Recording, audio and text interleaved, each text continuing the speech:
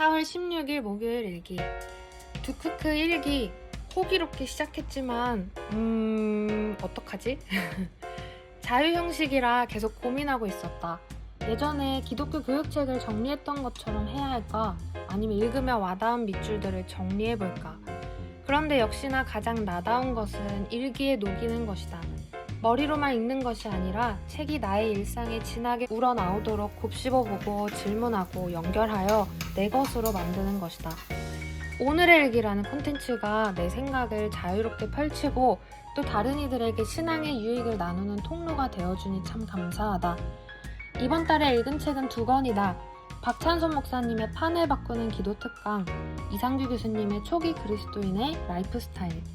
기도와 삶의 방식이라 반드시 우러나와야만 하는 주제가 아닌가 기쁘게 읽었다. 첫 번째는 박찬선 목사님의 판을 바꾸는 기도 특강이다. 신앙생활을 하다 보면 무언가 설명하기 어려워지는 모호한 영역이 있다. 나의 사역의 주된 대상은 다음 세대이기에 더 쉬운 단어로 더 간결하게 그러나 명료하게 설명해야 하는데 쉽지 않을 때가 있다. 어른들이 어려움 없이 사용하는 신앙의 용어들 하나하나가 아이들에게는 설명이 필요한 법이다. 신앙의 언어가 일상과 분리되면 삶에 영향을 미치지 못할 것이다. 그런 의미에서 기도 특강은 정말 친절하고 기도에 대해 모호했던 부분을 밝혀주는 등불과 같은 책이었다.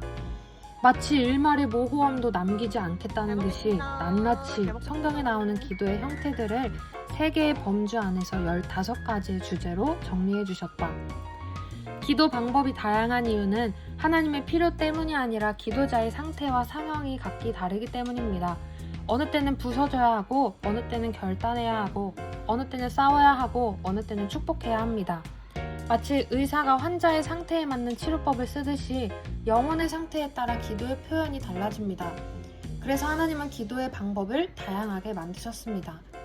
모든 기도는 결국 하나의 방향으로 향합니다. 그것은 하나님의 뜻이 이루어지는 삶, 그리고 그분의 임재가 머무는 자리입니다. 기도는 우리가 무엇을 얻기 위한 수단이 아니라 하나님과 함께 걷는 길입니다. 기도는 기도를 통해, 기도의 거장들을 통해 배울 수 있다. 삶의 자리에서, 사역의 현장에서 더없이 반가운 책이고 기도의 자리에서 생각나는 구체적이고 실제적인 책이다. 기도 응답이 없거나 이루어지지 않을 때 실망하고 낙심하게 됩니다. 내 욕심인지 하나님의 뜻인지 어떻게 분별할 수 있나요? 목사님의 답변이 궁금하다면 이 책을 읽어보세요. 추천합니다. 두 번째는 이상규 교수님의 초기 그리스도인의 라이프 스타일이다. 이 책을 읽으면서 요즘 하는 생각과 맞물려 있는 지점을 발견했다. 어떻게 살아야 할까? 초대교회 그리스도인들에게 삶의 방식을 배운다. 초대교회는 첫 3세기 동안 평균 10년마다 40%씩 성장했다고 한다. 이러한 성장이 가능했던 것은 그리스도인의 구별된 삶의 방식 때문이었다. 헬라 로마의 통치 아래에서 그들은 어떻게 구별된 삶을 살 수 있었을까? 구별된 삶이란 무엇일까? 구별된 삶의 중심에는 복음이 있었다. 복음의 능력을 경험한 사람들에게는 주님의 향기가 난다. 전인적으로 예수님을 닮아가기 때문이다. 책에서 당시 문화 속 그리스도인의 다양한 생활의 영역들을 보여준다. 예배와 전도, 오락, 소비, 의복, 손대접 등 그리스도인들은 같은 세상에서 다른 방식으로 살았다. 어느 곳에 있어도 복음의 가치를 잃지 않는 것, 삶이 삶으로 연결되어 일상 속에서 믿는 바를 살아가고 이 땅이 썩어질 것이 아니라 영원한 하나님 나라를 소망하며 사는 것이 초대교회 그리스도인들의 삶의 방식이었다. 초대교회는 보다 순수한 교회였고 원형적인 교회였습니다. 무엇보다도 초기 그리스도인들은 헬라 로마 시대를 살면서 시련을 겪고 박해받았지만 굴하지 않고 성경의 가르침을 따르며 기독교적 가치를 삶으로 실현하고자 노력했습니다. 이 땅에 2발을 딛고 살면서도 하나님 나라에 소망을 두며 사는 것입니다. 심리적인 이민자들이었다고 할까요? 그러했기에 그들은 그 시대와는 다른 복음적인 라이프 스타일을 지닐 수 있었고 그러한 삶의 방식을 통해 그리스도인이라는 정체성을 드러내었습니다. 이러한 초대교회와 초기 그리스도인들은 혼탁한 세속의 물결 속에서 고투하는 오늘날 한국교회의 그리스도인들에게 유용한 지침과 교훈을 줄 것이라고 믿습니다. 이 책은 우리 자신을 성찰하는 역사의 거울이 될 것입니다.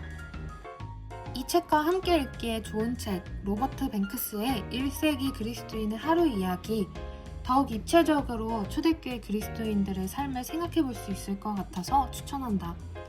이 세상에 살아가되 세상에 속하지 않는 삶, 간절히 원하는 삶이다.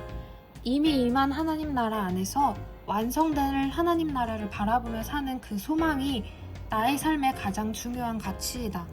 하나님 나라 안에서, 하나님 나라 위에서 사는 것, 멀리 있는 이상적인 얘기가 아니라 오늘 나의 하루가 되기를 원한다.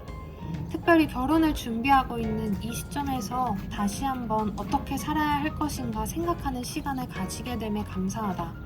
예준이와 함께 영원한 하나님 나라를 바라보며 걸어갈 순례의 길이 참 기대가 된다. 그래서 신혼여행은 진짜 산티아고로 간다.